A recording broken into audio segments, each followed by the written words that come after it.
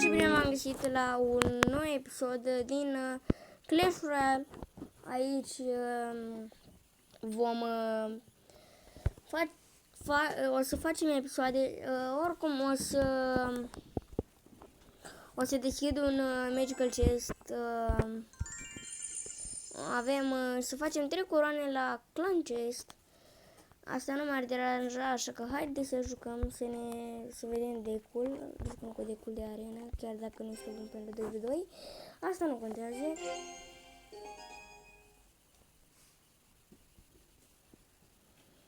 Să vedem, începe meciul. Să vedem ce cărți are prietenul meu. Are Princess cu... Da... Și așteaptă să dăm primii, dar noi avem răbdare pentru că avem cărți de apărare.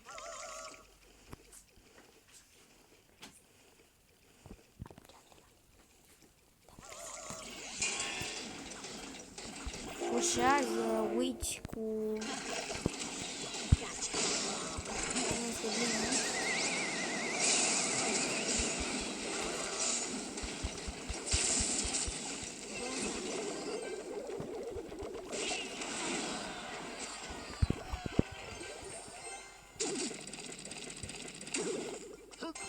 Top.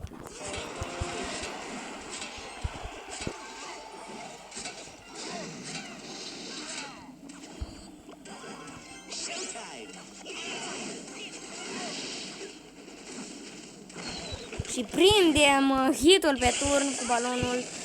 Acum va fi acest Electru care prinde pe turnul nostru, ceea ce nu este bine, dar ne-am ocupat cu Valkyria.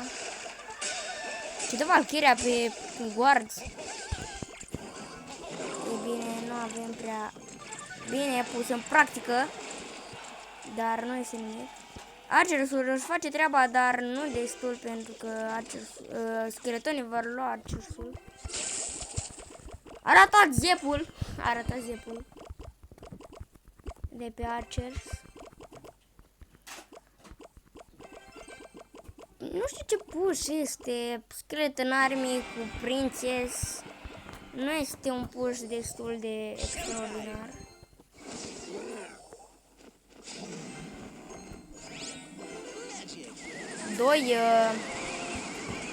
Doi Wizard. Și-a băgat Elite Barbarian de 11, dar turnul este luat din... Este bine pentru că avem timp destul.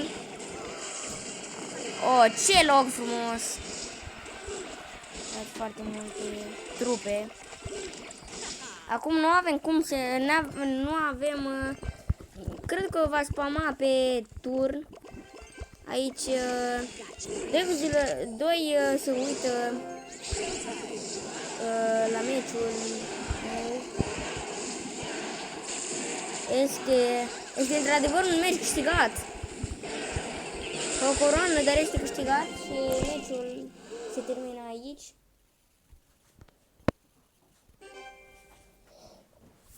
Bun. Mai avem 2 coroane ca să facem classul.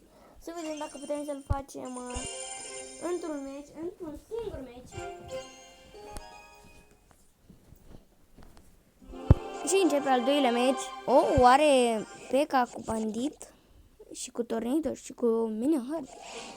Un deck destul de bun cel.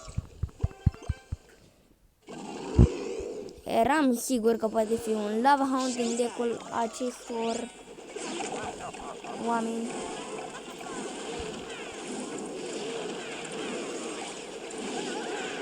Valkyria pusă acolo foarte bine de către mine.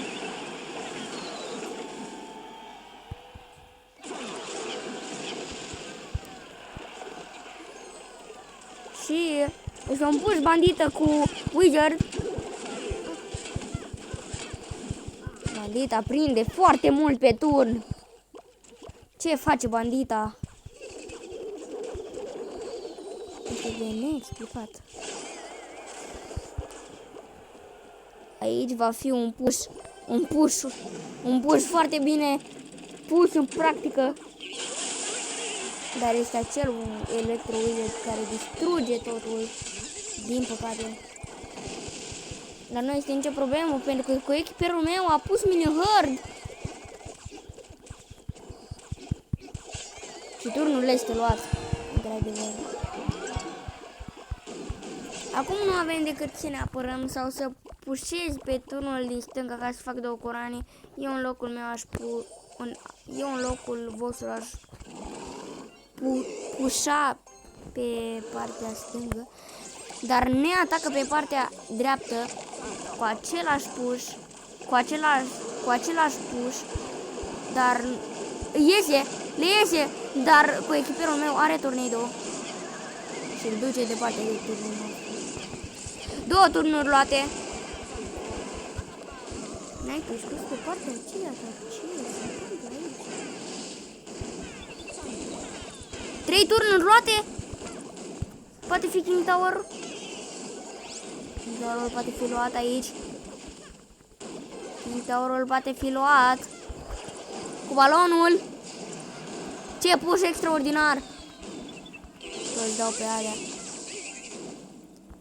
Și balonul meu atunci pe King Tower și am luat 3 turnuri. Este timpul să deschidem crown chest-ul.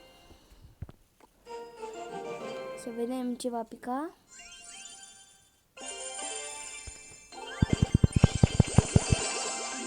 Nu prea multe au picat, așa că nu este nimic. Eu am fost David și noi ne vedem data viitoare. Pa, pa!